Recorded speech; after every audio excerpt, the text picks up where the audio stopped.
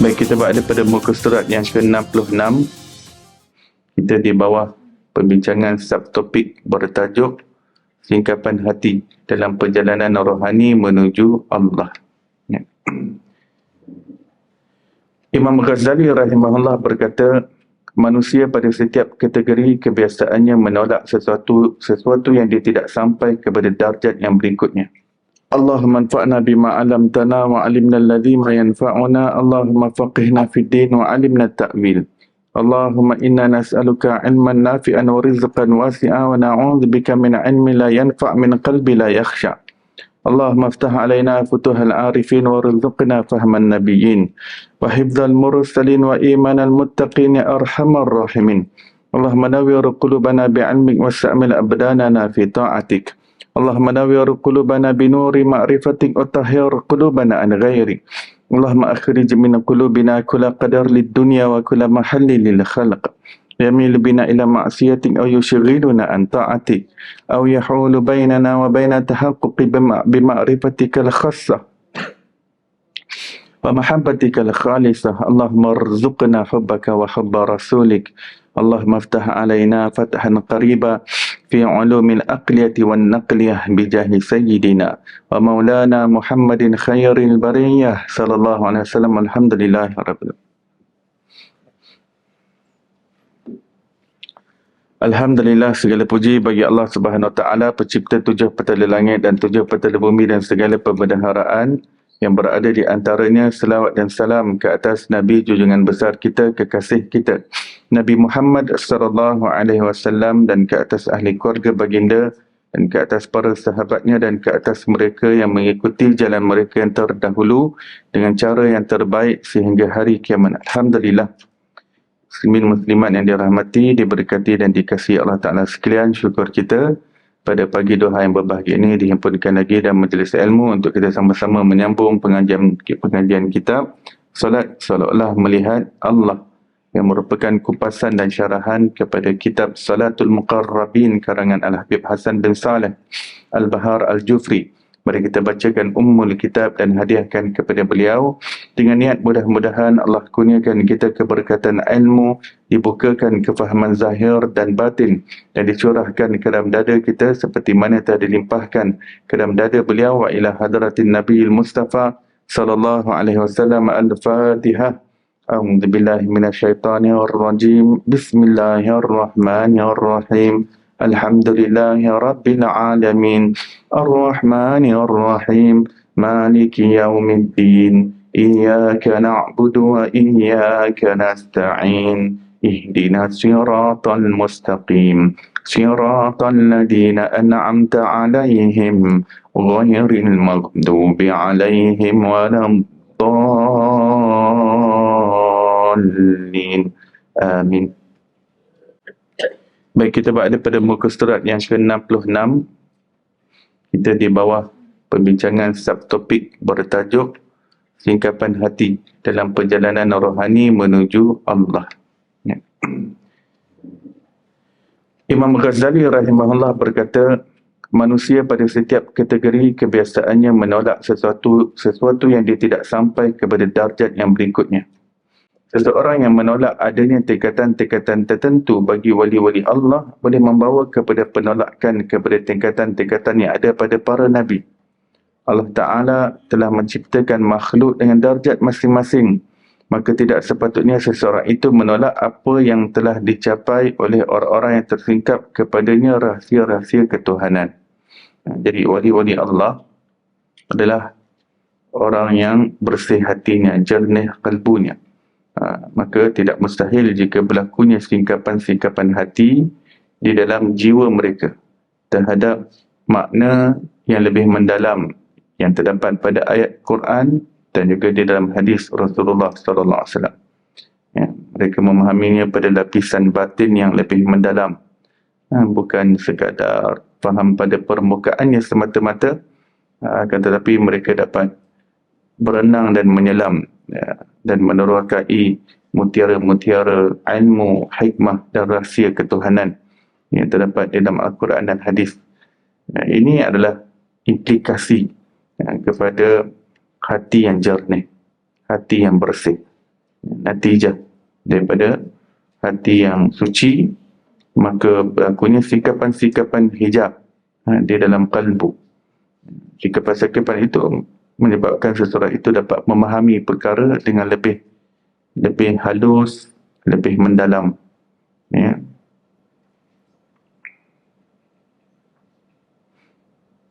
Akan tetapi pada setiap zaman ada saja kelompok yang mempertikaikan makna-makna yang mendalam yang difahami oleh ulama rohani, oleh ulama sufi ataupun ulama yang bersih hatinya, yang meraih ilmu yang tidak tercapai oleh masyarakat biasa. Hatta daripada ahli ilmu sendiri pun ada yang ahli ilmu yang kata Imam Ghazali, dia berilmu tetapi pemikirannya pemikiran awam. Maksudnya dia hanya dapat tangkap makna Quran dan hadis ni pada layer permukaannya saja, pada zahirnya sahaja.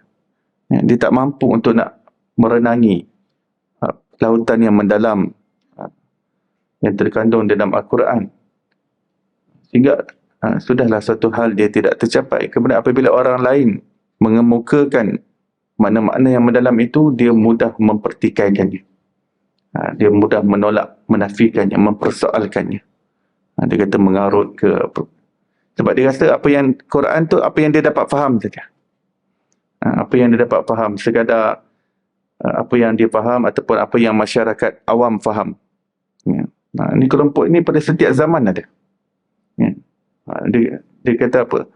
Dia kata Al-Quran ni, makna Al-Quran ni, ukuran kebenarannya adalah apa yang difahami oleh masyarakat awam. Ini adalah suatu kepincangan dalam keilmuan. Seolah-olah tidak ada perbezaan antara ahli ilmu dengan masyarakat awam. Sedangkan Allah Ta'ala berfirman dalam Quran, "Qul hal yastawi alladhina ya'lamun wal ladhina la ya'lamun." Katakanlah, wahai kekasihku Muhammad, tanyakan kepada mereka, adakah sama tahap kedudukan orang yang berilmu dengan orang yang tidak berilmu? Jawapannya adalah sudah tentu tidak sama.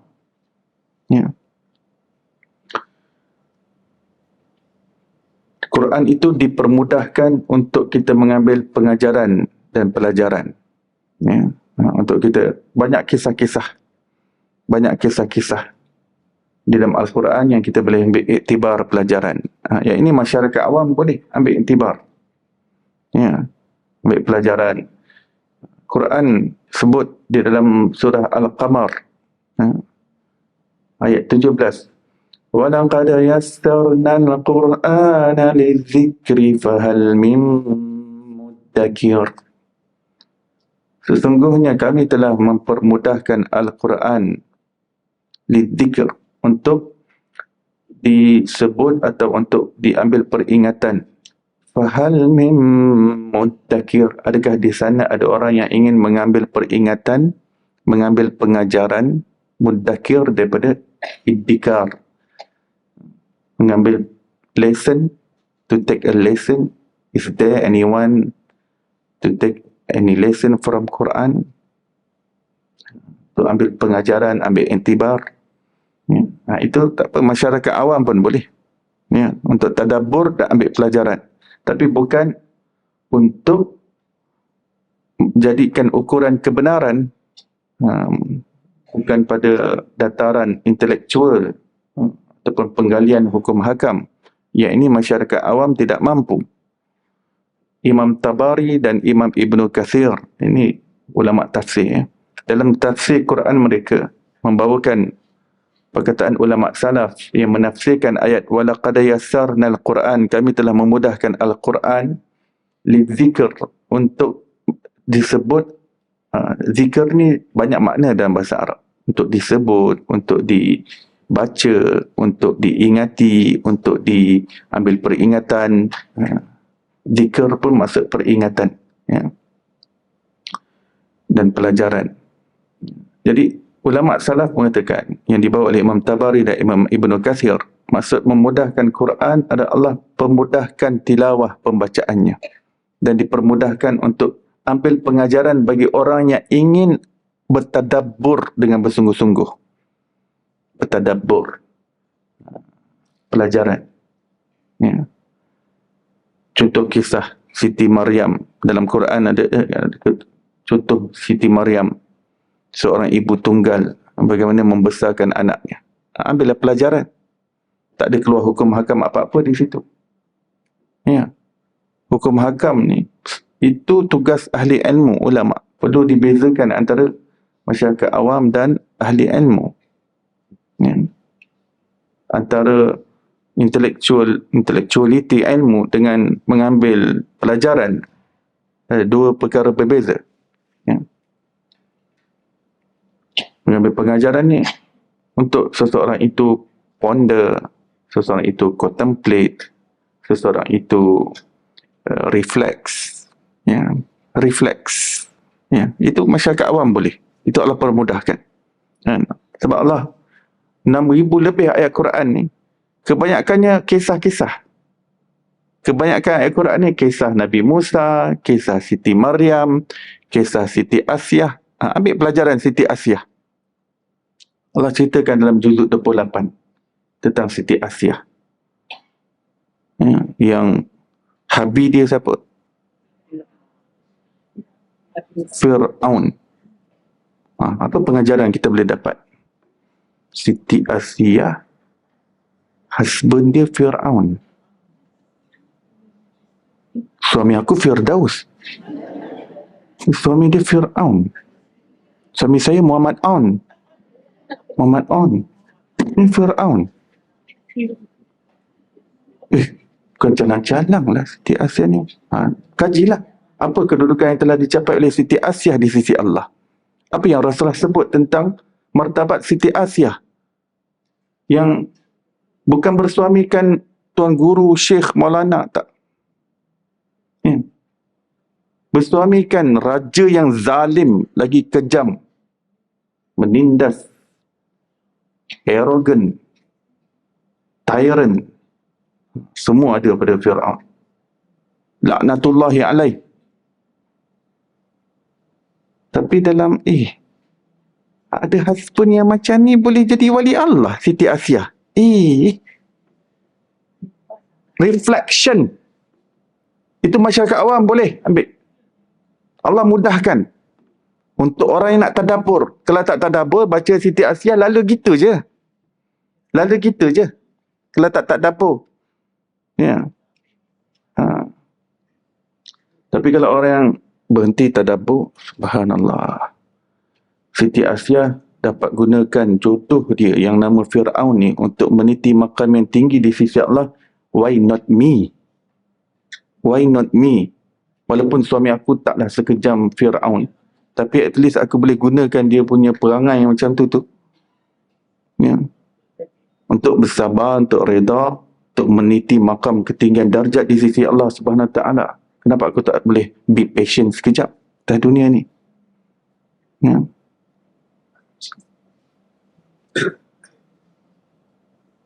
Cuma zaman sekarang ni kalau suami dera kita, kita boleh mengadulah dekat pejabat agama. Ya. Siti Asyah waktu tu tak ada pejabat agama nak ngadu sebab tampuk pemerintahan dipegang oleh Fir'aun sendiri. Ya. Dia tak ada jabatan agama, tak ada majlis agama Islam. Pakar perunding pernikahan tak ada. Ya. Tapi ada benda yang boleh bersabar, yang kita tak kena dera. Ya. Dia mungkin suka marah-marah kita lah sikit-sikit. Ya. Tak cukup garang dia marah, tak cukup gula dia marah. Ya. Lunch tak kena time, masak lambat dia marah. Biasa-biasa benda yang mandin-mandin boleh bersabar. Dia tak letak tuala tempat dia. Ya. Buah gigi letak tempat salah. Benda yang kecil jangan dibesarkan. Benda yang kecil biar dia jadi kecil. Letak di tempat yang kecil. Jangan isu kecil jadi isu besar. Bercerai-berai. Saya baca alasan-alasan yang dalam laporan Jabatan Agama. Ya. Nakal. Kelangkar sungguh. Ya. Tadilah pasal tawul pun salah satu. Sebab saya sebut tawul tadi sebab dalam list. Kenapa? Asbab perceraian. Jadi perceraian ni sesuatu yang mudah zaman sekarang ni. Maksudnya orang anggap mudah. Dia ingat benda boleh cerai. Kenapa tak nak bercerai? Benda boleh berpisah. Pisah. Dia tak tahu itu perkara yang dibenci oleh Allah Subhanahu Wa Taala. Benda yang menyebabkan sorak gembira iblis dan kuncu-kuncunya. Ya. Jadi anak-anak muda jika tidak ada ilmu pengetahuan, tidak ada pegangan agama, lebih mudahlah bercerai-berai. Ya, tak ada ilmu tasawuf, macam mana nak belajar emosi? Ya, diproses. Nak kawal emosi, nak dapatkan equilibrium, nak dapatkan keseimbangan. Kalau tak gaduh sikit, ceraikan saya. Ceraikan saya. Suami tadi pun sabar. Tapi kadang-kadang volcano bila meledak, terus ke talak 3 terus. Lepas tu dia jadi gila talak. Menyesal, tak sudah. Ya. Jadi yang ulama' kata, maksud Quran dipermudahkan tu bukan untuk hukum hakam, intellectuality, ilmu. Itu ada ulama', kerja ulama'. Yang bukan semua masyarakat awam. Masyarakat awam dipermudahkan, pertama ulama' kata, pada sudut pembacaannya. Ulama' kata, ini kalam Allah. Kalau Allah tak permudahkan, kita tak mampu lidah kita menuturkan kalam Allah SWT. Sebab ini, Allah Ta'ala berfirman dalam surah Al-Muzammil ayat 5. Inna sanulki alaika qawlan thaqila. Sesungguhnya kami akan menurunkan kepada kamu wahyu yang berat. Wahyu yang berat. Ya. Dalam riwayat mengatakan satu huruf daripada Quran ni, kalau malaikat nak angkat, mereka tak mampu angkat. Kecuali Allah yang permudahkan. Ya. Sebab setiap huruf tu dia menunjuk kepada kalam Allah Subhanahu Wa Taala. Dia menjadi simbol penunjuk kepada kalam Allah. So there is a weight there. Ya. Tak mampu. Dan Allah kata malaikat tak mampu. Quran kalau diturunkan atas gunung-gunung pun tak mampu untuk memikulnya. Gunung akan hancur luluh berkecai. Lau anzalna hadzal qur'ana ala jabalin la ra'aitahu khashi'an mutasaddi'a. Kalau Quran itu diturunkan atas gunung, gunung berkecai, hancur luluh. Tak mampu. Kalam Allah ni. Kalam Allah. Tadi tu nanti saya riwayat-riwayat tadi kita akan lalu nanti bawah bab surah Al-Quran. Banyak lagi riwayat-riwayat yang lain nak mengenalkan betapa beratnya sebenarnya. Tapi Allah permudahkan pada lidah kita untuk menuturkannya, untuk membacanya. Dan memudahkan kita untuk mengambil pengajaran sebab banyak kisah-kisah. Banyak kisah-kisah.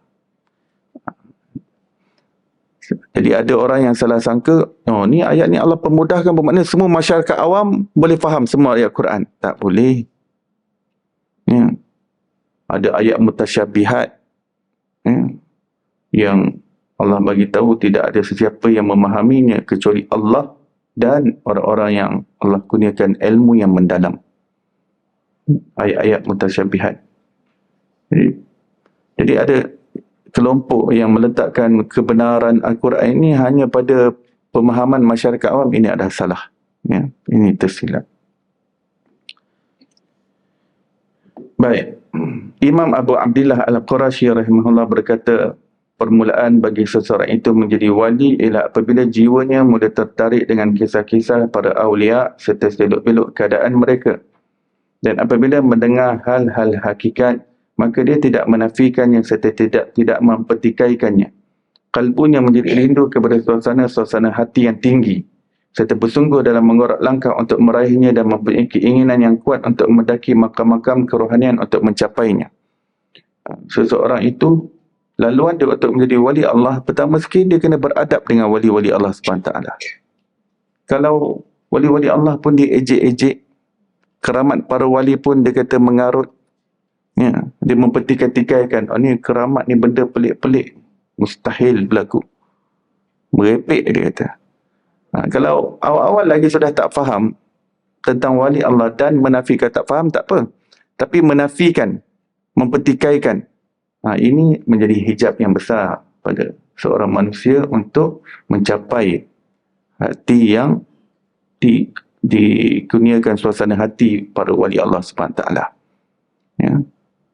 Menjadi hijab, menjadi tabir, menjadi penyekat, penghalang dalam perjalanan rohaninya. Sebab kita ni setiap solat pun kita kena bagi salam pada orang-orang wali-wali Allah Ta'ala ni. Ya, sebab adab kita nak menuju Allah ni, kita kena mengakui kesolehan orang-orang yang soleh, kebaikan wali-wali Allah Subhanahu Wa Ta'ala. Ya. Jadi kita kena bagi salam pada mereka. Ya, di mana ya kita bagi salam tu? Pertamanya memang kita bagi salam pada Rasulullah, kena bagi salam ya, wajib. Kena bagi salam pada Rasulullah. Di mana kita bagi salam pada Rasulullah? Dalam sembahyang kita? Ya? Assalamu alaika. Alaika. Apa maksud ka? Ke atas kamu, wahai Rasulullah. Assalamu alayka ayyuhan nabi wa rahmatullahi wa barakatuh. Kena adab. Sebab Rasulullah penghulu Rasul, penghulu alam. Rasulullah dulu. Kemudian ke atas kita yang Allah kurniakan taufik hidayah untuk solat, untuk masuk dalam balairung Allah Ta'ala dalam solat. Dan ke atas sekalian orang-orang saleh, sama ada mereka masih hidup ataupun sudah meninggal dunia, seluruh roh para wali-wali Allah Subhanahu Wa Ta'ala. Di mana salamnya? Assalamu alayna wa ala ibadillahis salihin.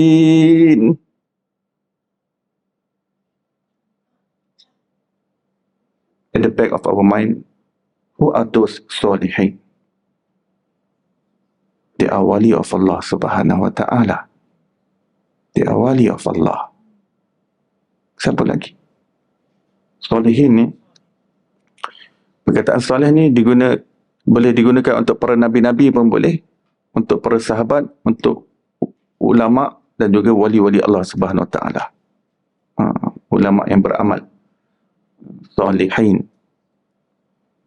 Bahkan bila dalam Al-Fatihah pun, bila kita berdoa, ya Allah kurniakan aku taufik hidayah, kurniakan aku jalan yang lurus, tunjukkan aku jalan yang lurus, iaitu jalan orang-orang yang telah engkau berikan nikmat, kurniakan nikmat. An'amta alaihim. Siapa orang-orang yang Allah bagi nikmat tu? Ya? Ayat Al-Fatihah tu ditafsir oleh surah An-Nisa, ayat yang lain.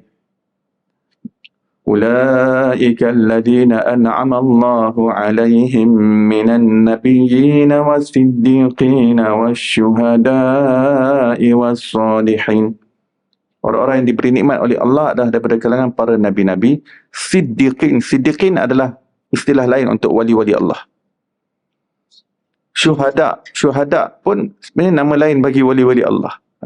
Syuhada selain daripada yang mati syahid, syuhada juga nama lain bagi wali-wali Allah. Syuhada'ullah fil ard, kata Rasulullah. Wali-wali Allah, ulama-ulama yang benar-benar hak adalah syuhada yang berjalan di atas muka bumi ini. Jadi perkataan syuhada ni dia bukan terhad kepada orang yang mati syahid yang dah ada dalam kubur semata-mata, tapi ada juga syuhada yang sedang berjalan di atas muka bumi ini. Wali-wali Allah. minan nabiyyin was-siddiqin wasyuhada'i was-salihin wa hasuna ulaika rafiqa, dan orang-orang salihin pun wali-wali Allah juga. Amat baik berdampingan dengan mereka. Wa hasuna ulaika rafiqa. Berdampinglah, cari perdampingan dengan orang-orang baik. Jadi adab hati perlu. Jangan ganggu hal-hal yang berkaitan dengan wali Allah dengan lidah kita, dengan fikiran kita. Sebab mengganggu wali Allah ni, itu pantang daripada Allah Ta'ala. Allah isytihar perang. Isytihar perang. Dan wali-wali Allah ni Allah tak isytihar.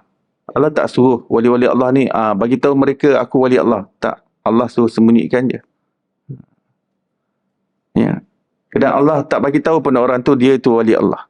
Jadi kita ni memang kena beradab dengan semua orang sebenarnya. Lebih-lebih lagi orang yang kita dah dengar orang sebut dia tu wali Allah. Lagi kita kena jaga. Dah semua orang kita kena anggap wali Allah. Orang yang dah kita dengar berita khabar berkenaan dengan orang ini wali Allah, lagi kita kena jaga adab. Ya. Sebab orang lain sudah nampak petanda-petanda dan petunjuk bahawa orang ini adalah wali Allah Subhanahu Wa Taala. Lebih lagi kena jaga adab. Tapi sayang, malangnya ada kelompok zaman sekarang sudah pun disebut bahawa dia ini adalah wali Allah tapi masih biadab dan kurang ajar lagi. Mengeluarkan kata-kata yang buruk terhadap orang yang istiqamah dengan syariatnya. Ya. Ini bahaya. Ya. Bahaya pada hati. Allah Ta'ala berfirman dalam hadis qudsi yang sahih, man adali waliyan faqad adhantuhu bil harb. Barang siapa yang mengganggu waliku, aku isytihar perang kepadanya. Dia berperang dengan Allah sebenarnya. Wali-wali tak akan balas dendam. Tak ada apa yang orang buat pada dia, orang mengata dia tak akan balas dendam. Tetapi Allah backup habis-habisan. Bila Allah perang, maksudnya hati orang tadi habis lingkup. Gelap, habis keras. Dan dia akan menemui banyak kesusahan dalam hidup dia. Ini pengalamannya. Dalam kitab-kitab banyak sebut. Kami lihat orang-orang yang biadab, kurang ajar pada wali Allah, hidup mereka sengsara. Sebab hati pun dah memang tak tenang. Bila Allah dah isytihar perang, maksudnya Allah akan cabut ketenteraman jiwa. Khusyuk dalam solat takkan ada. Orang yang lawan dengan wali-wali Allah, confirm khusyuk solat akan tercabut. Confirm. Ya.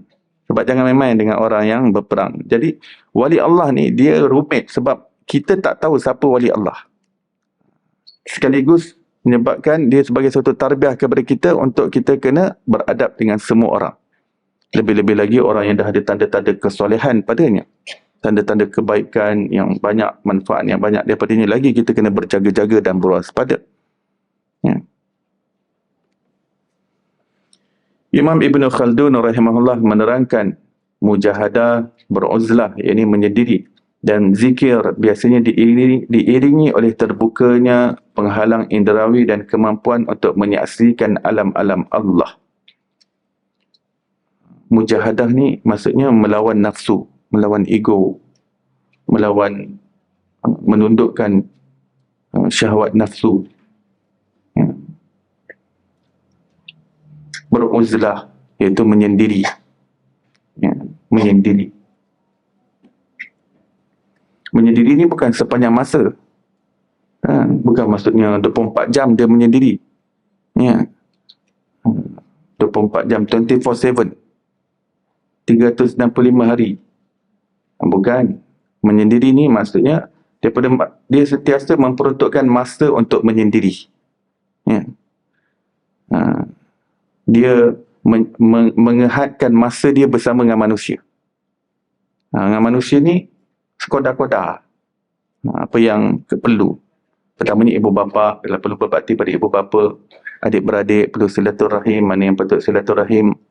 Yang kena jaga anak. Ya. Ya, ada suami. Ada isteri, dia kena tunaikan hak isteri. Ya, yang kena perlu kerja, cari nafkah.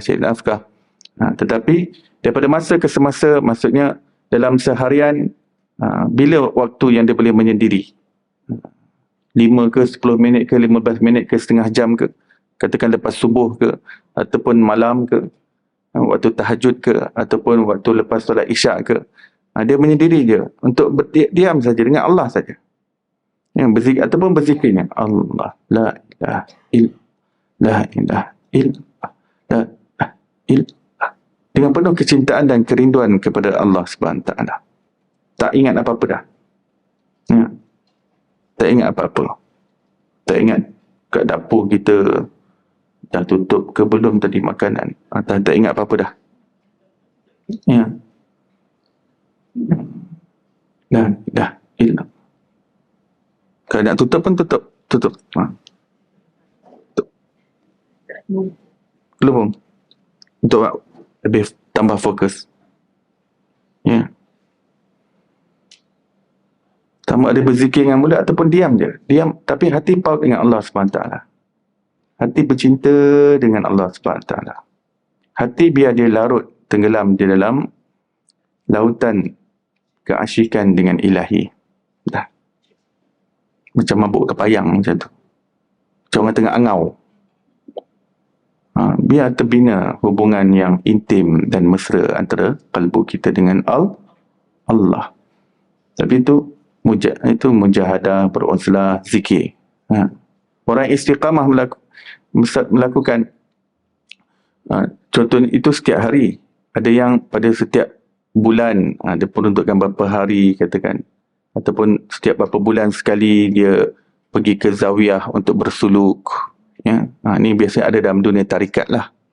Orang yang tak join, tak ada dalam kurikulum tarikat, biasanya tak fahamlah apa itu suluk.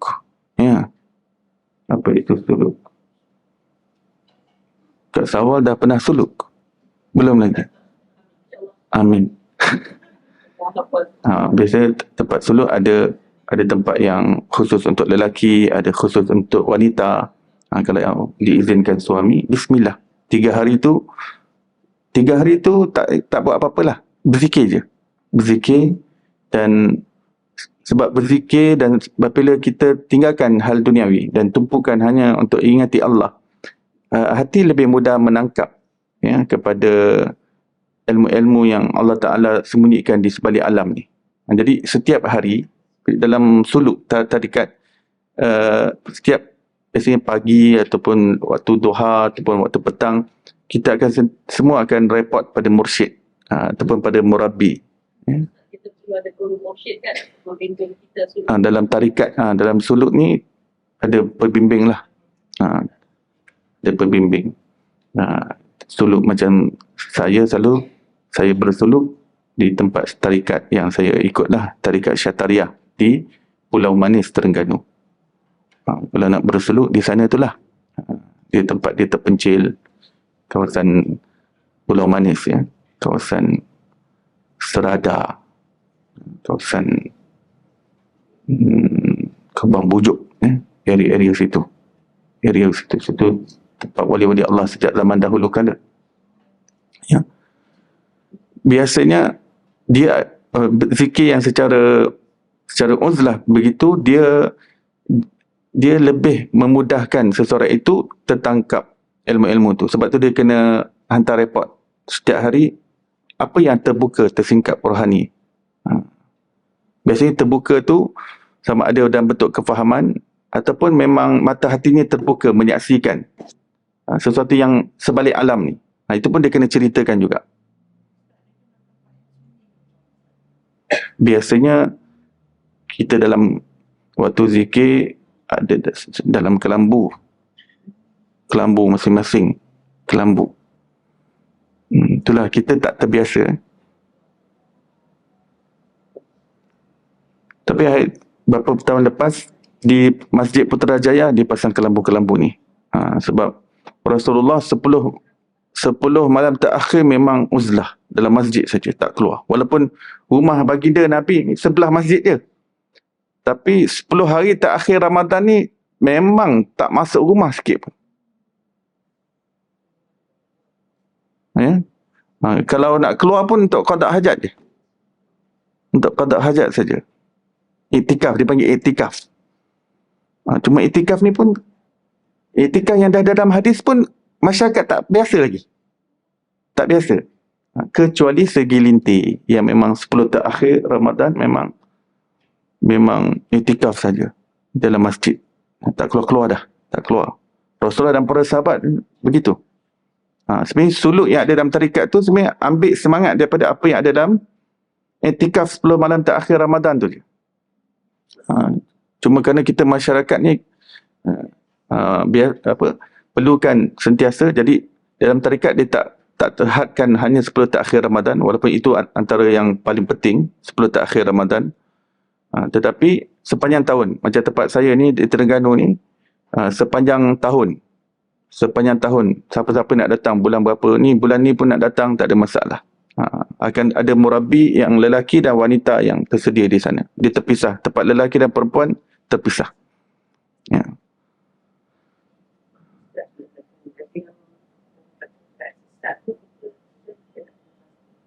Tarikat yang sesat macam mana nak kenal pasti? Biasanya dah ada dalam senarai. Majlis-majlis agama dah. Macam contohnya Qadirun Yahya, tarikat Qadirun Yahya. Tarikat-tarikat yang sesat ni memang makruf. Contoh, lepas tu Negeri Sembilan, kita masih kena buat fact finding lah. Apa tarikat yang muktabar? Kalau kat Malaysia ni, apa tarikat muktabar? Naqsyabandi Khalidi, Naqsyabandi Mujaddidi, tarikat Chistiyah, tarikat Syataria, tarikat Syaziliyah, tarikat Sanusiyah, tarikat Khalwatiyah, tarikat Ahmadiyah, tarikat Syataria, tarikat Samaniyah. Ya. Kita buat fact finding. Tapi kalau kita masih belum terbiasa dengan perkara-perkara itu, ya, maka kita buat dalam rumah ya dulu. Iktikaf dalam rumah lah. Cuba peruntukkan 10 minit setiap hari istiqamah. Ya. Yang itu pun kalau buat istiqamah akan ada suatu perbezaan dalam hati.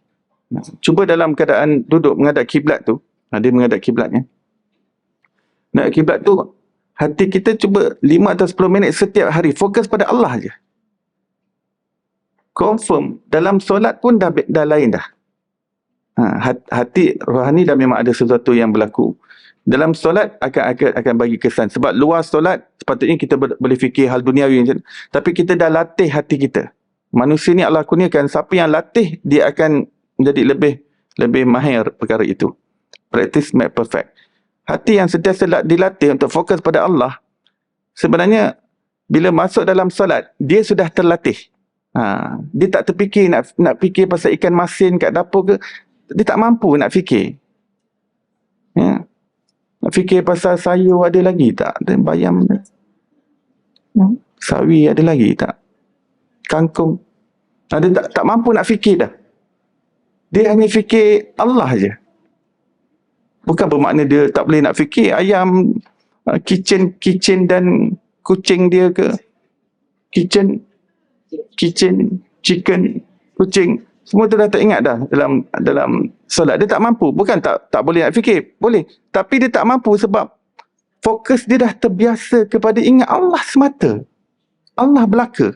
Hati manusia memang begitu. Fitrahnya. Kalau dilatih, boleh. Fokus.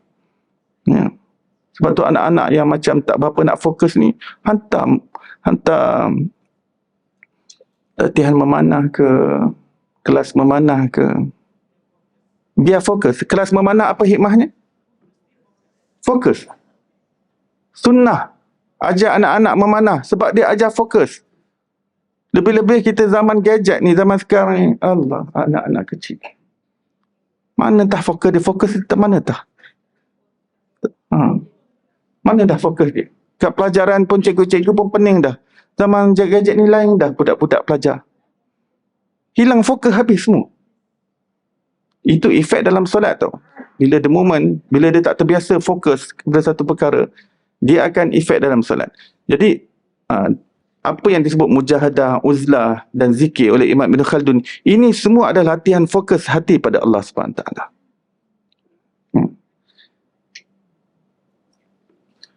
Roh adalah bahagian daripada alam tersebut. Maksudnya, roh kita ni berada di alam batin sebenarnya. Jadi, bila kita menyendiri dan hati kita fokus pada Allah, roh kita sedang aktif di alamnya, alam yang tinggi itu. Sebab roh kita tak ada di alam dunia ya. Yang ada alam dunia ni tubuh jasad kita je. Roh kita tak ada di alam dunia. Roh itu adalah dimensi yang lain, alam yang tinggi. Tapi diri kita lagi, dia ada some sort of attachment. Tapi kita tak faham attachment tu macam mana. Antara roh dengan tubuh kita, kita tak faham macam mana, what kind of attachment is that, what sort of attachment. Cuma kita tahu, Allah bagi tahu ada attachment antara roh dan jasad, sehingga ada satu lapisan yang nama nyawa, sehingga kita boleh terus bernafas, berdegup jantung. Cuma lapisan itu, nyawa bila dihilangkan daripada attachment antara roh dan jasad, kita pun berhenti berdegup jantung, berhenti nadi kita daripada berdenyut, daripada darah kita mengalir. Lalu kita hati bernafas dan mati. Tapi attachment tetap ada. Roh dengan jasad ni walaupun kita dah mati tetap ada. Kalau kita ziarah kubur mak ayah kita walaupun dah tinggal rangka macam mana pun tetap ada attachment. Kita ziarah kubur mak kita, dia orang tahu kita ziarah mereka. Walaupun dalam tu dah jadi skeleton, dah apa dah. Dah dimamah tanah, dimakan ulat. Tapi ada banyak layer antara attachment yang ada antara roh dan jasad. Dan antara layer tersebut adalah ni, qalbu rohani ni, qalbu. Bila kita bina qalbu kita kuat hubungan dengan Allah, ya, dia akan terbentuk suatu kekuatan pada roh kita. Roh itu bila kuat dia akan meningkat, dinaikkan martabatnya sampai dia akan disekalikan dengan roh para wali-wali Allah. Apabila roh itu bersama dengan roh para wali Allah, di situ dia menerima limpahan. Limpahan cahaya daripada roh orang-orang yang baik yang berada pada martabat yang tinggi itu. Kalau tidak, rohnya itu akan berada pada tahap yang rendah.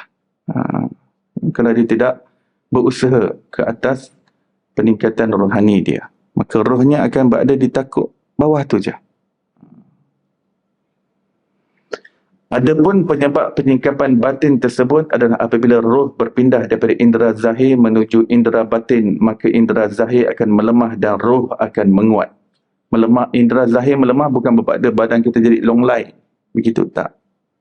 Akan tetapi kekuatan roh kita dominant over our external appearance of limbs. Apa saya sebut ni?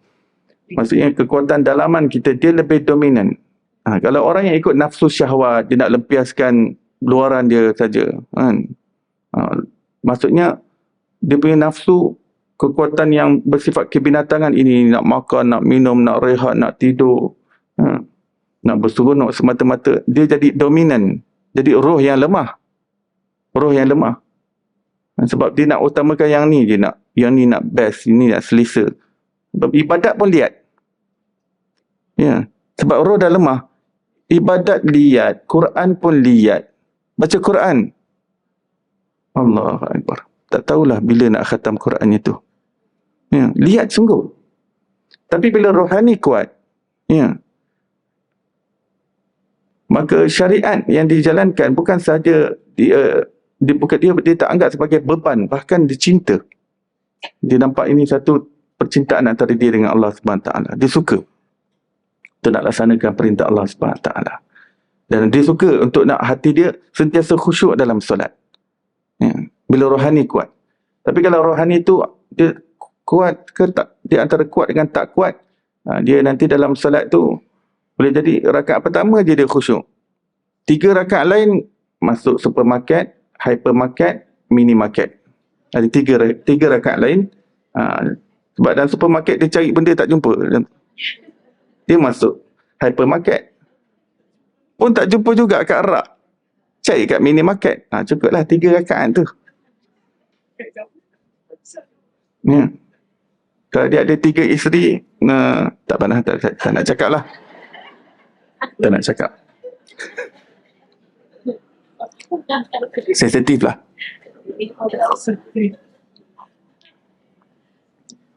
Jadi roh bila dia menguat, dia jadi rindu pada Allah. Dia sanggup berkorban apa saja. Yang ni ditundukkan. Dia lemah kat situ, dia jadi tunduk. Maksudnya roh dia bersemangat nak lakukan sesuatu yang tinggi nilainya di sisi Allah Subhanahu Wa Taala. Akhirnya roh akan menguasai kekuatan zahirnya dan menjadi lebih dominan. Dalam hal ini, zikir adalah sangat membantu. Sebab tu dalam tarikat semuanya guna zikir sebagai sarana yang penting untuk menempuh perjalanan rohani menuju Allah ni, zikir. Dan dalam zikir itu adalah silibus dan kurikulum yang disusun oleh setiap tarikat. Tapi semua tarikat, zikir yang paling utama la ilaha illallah. Ya. La ilaha illallah. Yang kedua istighfar. Yang ketiga selawat. Ya. Cuma macam mana nak aplikasikan berapa banyak masa, bila masa la ilaha illallah, bila istighfar, bila selawat, itu biasa dalam tarikat masing-masing akan ajarkan. Ya. Dan la ilaha illallah tu pula nanti ada apa penghayatan masa sebut la ilaha, dan apa penghayatan masa sebut illallah. La ilaha illallah. La ilaha illallah. La ilaha illallah. Setiap satu ada penghayatannya. Martabat-martabat penghayatannya. Dan kemudian illallah. Zikir illallah.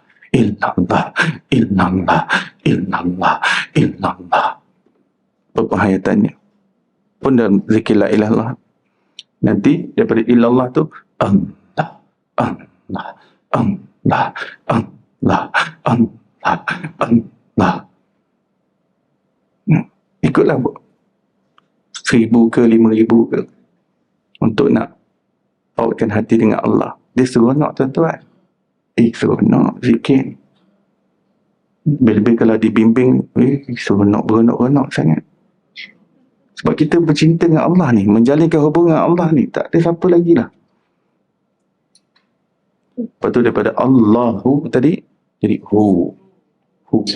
Hu ni, ada zikir pada lidah, hanya untuk membantu, untuk hati tu pautkan dengan Hu, dia Allah. Dia. Lepas tu dia senyap, zikir Hu ni pada satu tahap, dia dah senyap, hati dia kontak dengan Allah. Kontak dengan dia. Kenapa dia? Sebab kalau alif lam ha, lafaz tu tak ada, dia tetap ada. Tuhan. Dia Tuhan. Dia tetap ada. Walaupun tak ada alif lam ha, tak ada Ar-Rahman, tak ada Ar-Rahim, tak ada Al-Malik, tak ada Al-Qudus, tak ada istilah-istilah ni, dia tu ada. Macam saya, kalau mak saya lahirkan, kalau mak saya tak letak nama Iqbal, saya tetap ada saja. Kalau tak letak nama Iqbal pun, tak letak nama, apa-apa nama pun, saya tetap ada. Jadi, Tuhan kita, kalau alif lam ha tu tak ada, dia ada tak? Dia sebagai Tuhan ada, dia wujud. Ini Hu ni dia dah tenggelam dalam kediaan Allah Subhanahu Wa Taala. Kediaan, tenggelam, karamat dalam percintaan dengan Ilahi. Tapi itulah kurikulum ni semua dalam tarikat. Dalam tarikat. Tenggelam, nak tenggelamkan dengan keasyikan dengan Allah dan kekasihnya. Itu dalam tarikat. Nanti dalam tarikat tu pendekatan ada berbeza-beza lah. Tapi daripada segi zikir, ini yang paling utama. Tiga ni semua sepakat, semua sama. La ilaha illallah, kemudian dengan pecah-pecahannya tadi, kemudian istighfar, kemudian selawat. Cuma macam saya, tarikat Syatariah yang saya sebut ni semua ada, tetapi dalam kebanyakan masa kita banyakkan selawat. Banyakkan selawat. Sebab Rasulullah ni pintu untuk kita sampai pada Allah. Nak sampai pada cinta Allah, mesti melalui cinta Rasulullah SAW. Kena beradab dengan pintu. Sebab dalam tarikat ni, kita diajar untuk beradab hati dengan pintu-pintu yang Allah Ta'ala sediakan di alam ini untuk sampai tiba kepada Allah Subhanahu Wa Ta'ala. Baik. Sebab zikir merupakan makanan untuk perkembangan roh. Makanan rohani. Ya. Selama ia masih terus tumbuh dan berkembang, maka dia akan sampai ke tingkat syuhud, iaitu penyaksian batin. Ini bila celik hati, mata hati kita dah mula celik. Mata hati dah mula celik. Mula dia menyaksikan penyaksian-penyaksian keajaiban yang ada di sebalik alam ni. Allah akan tunjukkan pada orang yang bersungguh-sungguh untuk nak dapatkan Allah. Sebelumnya dia berada di tingkat ilmu. Sebelum tu dia hanya tahu saja. Dia punya belajar teori saja. Tapi bila dia sendiri praktik zikir dan dia tundukkan hawa nafsu dia sendiri, dia bersihkan, sucikan hati dia, dia tak nak hasad, dengki, dendam ke orang lain, dia betul-betul bersungguh. Sebab komitmen bertarikat ni, komitmen menempuh perjalanan rohani, dia kena bersama dengan tak boleh nak berdendam dengan orang lain, tak boleh nak berdengki, tak boleh nak sakit hati, cemburu buta, tak boleh nak bermusuh, hati kita menyimpan api kebencian, memutus silaturahim, tak boleh berlaku. Yang tu semua kotorkan hati. Tak boleh. Kalau ada sengketa dengan adik-beradik, kena baik dengan adik-beradik. Tak boleh. Dia, perjalanan rohani ni dia kena settlekan dengan hubungan sesama manusia. Sebab ini adalah pintu untuk nak menuju Allah. Tak boleh. Nak kena mana-mana yang dah tak lama tak bertegur sapa, kena bertegur sapa. Sebab nak melalui perjalanan yang suci ni, kena sucikan hati daripada segala bentuk dendam, dengki, api permusuhan, kebencian. Dia tak boleh bersama dengan sangka-sangka buruk pada orang, tak boleh. Dia jadi terbantut dia. Perjalanan rohani dia jadi terbantut. Banyak sangka buruk kat orang, banyak persepsi negatif kat orang, fikiran banyak, fikir benda-benda yang tak baik pasal orang, pekung orang, aib orang. Oh, ini semua pembantut yang dia akan terkandas. Dalam perjalanan rohani dia akan terkandas. Ya. Sebab tu dalam tarikat ni dia aplikasikan tasawuf tadi. Dia cuma bawa the whole secara holistik tasawuf tu. Macam mana perawatan penyakit hati, macam mana nak diagnose penyakit hati, macam mana nak overcome, macam mana kita nak dapat keseimbangan pada spiritual kita, emosi kita, mental kita. Semuanya ada dalam agama. Tapi kalau orang tak cari kat agama, dia cari kat orang barat. Orang barat kata, buat yoga. Dia pun nak cari equilibrium, nak cari keseimbangan mental katanya. Dia cari psikologi barat. Dia lebih percaya pada western. Cara western. Cara motivasi barat, cara. Sebenarnya dah ada. Psikologi ni semua dalam agama. Dalam tasawuf tu itulah ilmu psikologi. Bahkan lebih mendalam lagi apa yang daripada diterangkan oleh orang barat.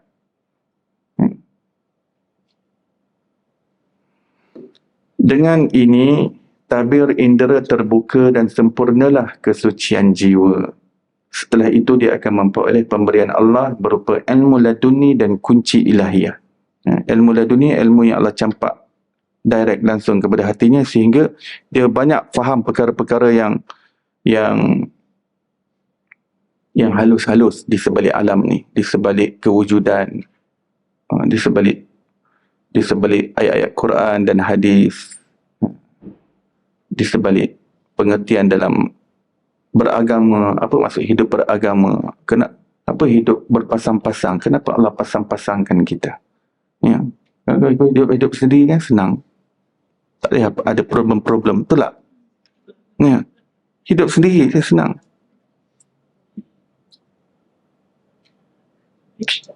Berpasang-pasang. Allah kata Allah berpasang-pasangkan manusia. Semua alam ni Allah pasang-pasangkan. Tapi saya rasa hidup sendiri lagi best lah. Refleks. Orang yang dapat ilmu laduni, dia akan tahu apa yang patut dia lakukan yang terbaik untuk diri dia dalam mencapai Allah Subhanahu Wa Taala. Kunci ilahiyah. Kunci di sini kunci-kunci ilmu. Bila dapat kunci, dia dapat faham banyak perkara. Dalam ayat Quran, dalam hadis, dan teks-teks para ulama sufi, kalam-kalam para wali Allah Subhanahu Wa Taala. Walaupun perkataan tu mungkin nampak susah, tapi dia mudah memahaminya. Sebab dia merasai. Sebab bila Allah dah kurniakan dalam hati dia, dia merasai benda tu. Jadi bila datangkan perkataan yang walaupun nampak tinggi, ulama makrifat, perkataan makrifat dan hakikat tinggi, tapi dapat memahaminya. Sebab perkara itu mudah baginya kerana dia mengalaminya dalam kalbu dia. Mungkin dia sendiri tak dapat nak ungkapkan perkataan macam tu.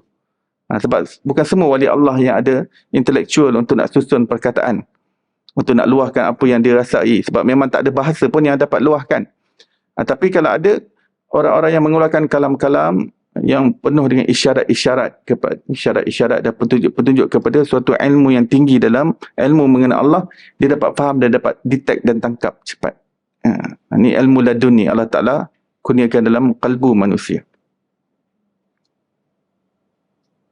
Dia seiring dengan pemahaman kepada hakikat lah, macam ujian yang datang pada hidup kita ni. Orang yang dapat ilmu laduni, dia tak akan merungut sikit pun dengan ujian yang datang. Sebab dah terbuka hakikat ujian tu apa. Kalau yang berungut, banyak bersungut ni sebab masih belum terbuka. Dia masih nampak, Allah ni tak nampak ke? Aku dah banyak doa.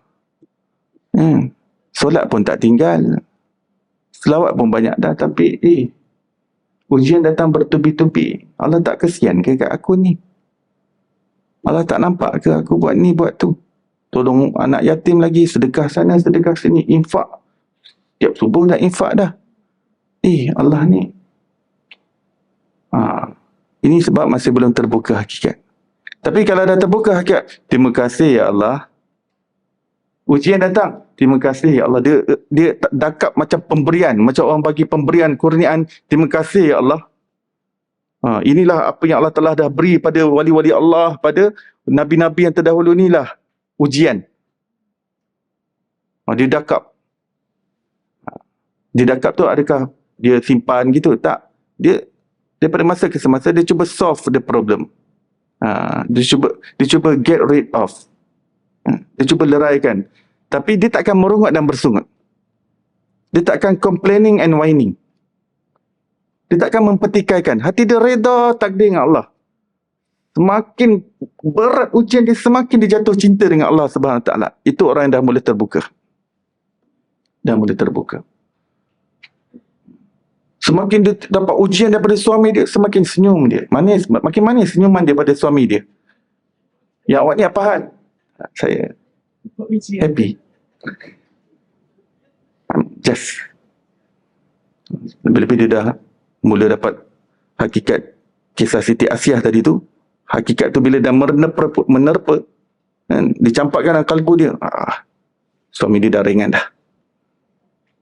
Bila hakikat ujian Siti Asyah dengan Fir'aun betul-betul menyerap dalam kalbu, semua suami di atas dunia ni, semua suami, semua jadi ringan.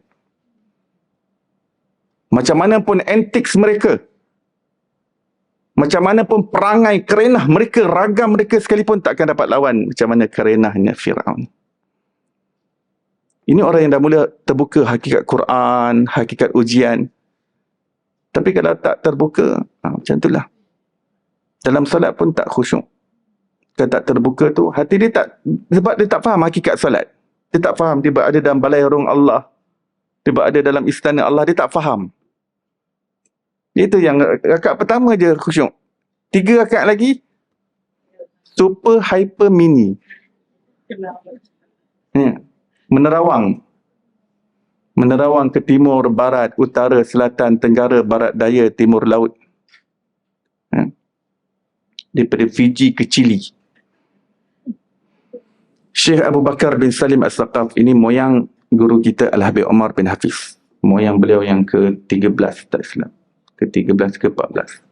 Sebab tu Habib Omar ni, Habib Omar bin Hafiz bin Syekh Abu Bakar bin Salim. Ini orangnya. Selalu kita tahu. Habib Omar bin Hafiz bin Syekh Abu Bakar bin Salim. Syekh Abu Bakar bin Salim tu nama klan. Bin Syekh Abu Bakar bin Salim. Nama klan. Sebab semua yang habaib bukan semua guna al-al ni. Tak semua ada al. Ada yang instead of al guna bin. Bin pun maksudnya keturunan. Al keturunan, bin pun keturunan. Macam Habib Umar bin Syekh Abu Bakar bin Salim. Kalau Habib Naim bin Tahir. Macam Habib Naim tak ada al. Dia tak ada al nak cari. Ni al apa? Nama ada Habib dah, tak ada al pun. Tak, dia tak ada guna al. Dia punya nama klan dia bin Tahir. Maksud keturunan Tahir. Ada bin Yahya. Keturunan ni Said Yahya. Keturunan Yahya bin Yahya. Dia tak ada Al-Yahya. Ada jugalah Syaifah Said yang letak juga Al-Yahya. Mungkin sebab orang lain semua ada Al. Aku tak ada Al. Mungkin dia letak Al kat situ untuk mudahkan. Ya? Tak ada. Yang Melayu kita ni, bin ni memang bapak kita terus. Bapak kita. Tapi dalam dunia Arab, bin tu maksudnya bani. Maksudnya bani. Baik. Syekh Abu Bakar bin Salim As-Sakaf rahimahullah berkata, ketahuilah bahawa yang namanya hati itu ibarat seperti rumah. Kalau ada yang mendiaminya, maka akan dimakmurkan. Dan jika tidak ada mendiaminya, maka ia akan merosak. Zikir dan ketaatan merupakan kemakmuran bagi hati. Dan kelalaian kepada Allah serta kemaksiatan merupakan kerosakan bagi hati. Barang siapa yang bertambah zikir dan ketaatan kepada Allah, maka akan bertambah pula kehidupan hatinya. Hatinya hidup. Dan barang siapa yang bertambah kelalaiannya dan semakin berkurang zikirnya, maka akan mati hatinya. Imam Malik bin Dinar,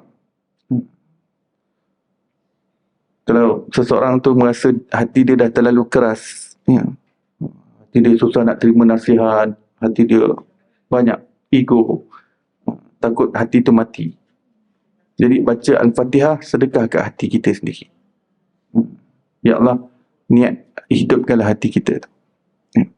Kalau suami kita hati dia keras, susah nak terima nasihat, baca Al-Fatihah, sedekah ke hati dia. Dengan niat semoga Allah lembutkan hati dia. Anak-anak hati keras, tak nak dekat dengan agama, tak nak buru majlis ilmu, jauh daripada syariat, hati tu dah keras. Baca Al-Fatihah, sedekahkan kat almarhum jenazah hati. Ya?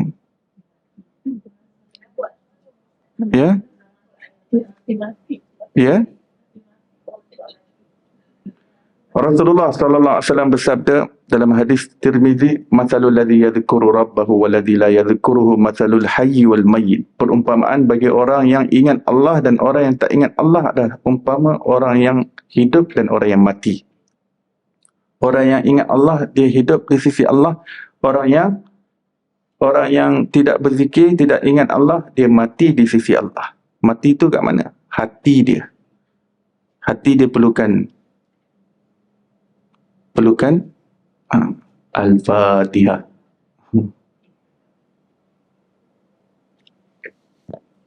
Itu antara usaha.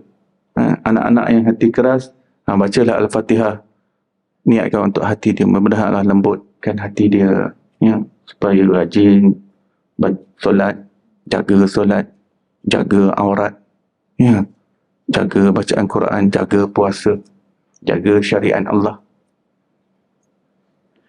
Imam Malik bin Dinar rahimahullah pernah berkata, berapa ramai daripada manusia meninggalkan dunia tanpa merasai suatu perkara yang paling lazat. Lalu ditanyakan kepadanya, apakah itu? Beliau menjawab, ma'rifatullah, mengenal Allah. Ini paling lazat sekali. Siti Asyah, hati dia mengenal Allah. Sebab tu dia walaupun berjodohkan Fir'aun, hidup dia rasa lazat. Sampai waktu dia nak mati pun, meninggal dunia. Bagaimana Siti Asyah meninggal? Dibunuh oleh suaminya sendiri, Fir'aun. Waktu nak bunuh pun tersenyum dia. Puas aku dapat guna suami aku ni untuk bersabar, meniti makam yang tinggi di sisi Allah. Dan Quran terus merakamkan perkataan yang terakhir daripada Siti Asyah. Juzuk 28 itulah Allah rakamkan dalam Quran.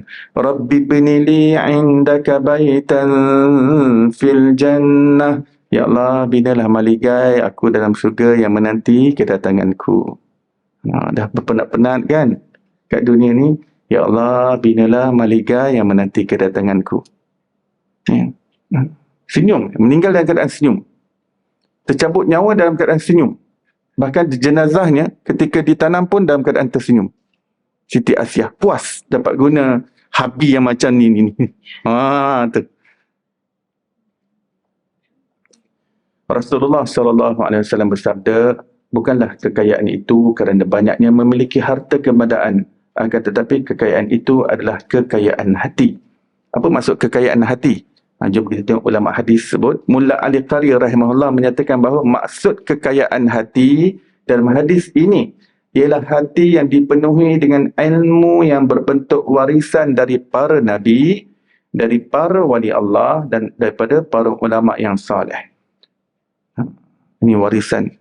Ilmu mengenal Allah lah paling utamanya, menjadi pusaka yang diwarisi daripada ilmu para nabi, ilmu para wali, ilmu para ulama yang saleh. Seorang wali Allah dan ahli makrifat bernama Syekh Ibrahim bin Adham rahimahullah pernah berkata, para ahli dunia cuba mencari nikmat keseronokan dalam hal-hal keduniaan, namun mereka telah tersalah jalan dalam pencarian mereka. Seandainya para raja mengetahui betapa kenikmatan yang dirasai dalam jiwa kami, nescaya mereka akan memerangi kami dengan pedang untuk merebutnya. Ya, kalaulah raja-raja ni Allah tunjukkan depan-depan apa nilai kelazatan yang ada dalam hati para wali-wali Allah ni, ya, dah tentu mereka akan siapkan akatan untuk nak rebut benda tu. Sebab raja dia apa benda yang paling bernilai dia nak cuba memiliki kan. Benda yang paling rare dia nak cuba dapatkan sebab dia ada harta. Tapi sebab Allah letak ujian dalam dunia ni, perkara yang paling lazat tu adalah suatu bentuk yang tak nampak dengan mata kasar manusia, sesuatu yang terpendam dalam jiwa. Maka Allah buka pada semua hamba-hamba, tak kira dia orang kaya ke, miskin ke, rakyat jelata ke, raja ke, lelaki ke, perempuan, boleh berusaha untuk meraihnya, boleh berusaha untuk memperolehinya. Itulah kelazatan rohani, nikmat batin dalam kalbu manusia. Wallahualam, sampai di situ insyaAllah. Kita akan sambung subtopik yang berikutnya bertajuk menerokai lautan makrifat dengan solat pada pengajian yang akan datang, insyaAllah, dengan izin Allah SWT. Moga Allah Ta'ala bukakan hati kita dengan ilmu laduni dan kunci-kunci ilahi, rahsia ketuhanan, agar hati kita dapat merasakan kelazatan berhubungan, bermesraan dan berintiman dengan Allah Subhanahu Wa Ta'ala, sehingga merasai kelazatan dan kemanisan khusyuk dalam solat dan kemanisan ibadah dalam setiap pengabdian kepada Allah Subhanahu Wa Ta'ala. Moga dengan keberkatan Rasul sallallahu alaihi wasallam Allah kurniakan kita husnul khatimah dan jauhkan kita daripada su'ul khatimah. Wa sallallahu ala sayyidina Muhammadin wa ala alihi wa sahbihi wasallam walhamdulillahi rabbil alamin. Amin ya rabbal.